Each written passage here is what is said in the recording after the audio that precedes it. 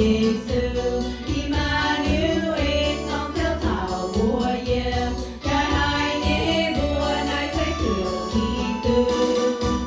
Giêsu Chúa sẽ yên, yêu đi sang Bethlehem. Jerusalem chính Chúa sẽ tại chiều trôi miền, khi gian xin Chúa sẽ ói quang trôi buồn, quay chia tí chiều thô theo thể cứu buồn, theo thể ghé lưu khi sang mẹn buồn buồn. Điều yên diệt giang cha, điều ní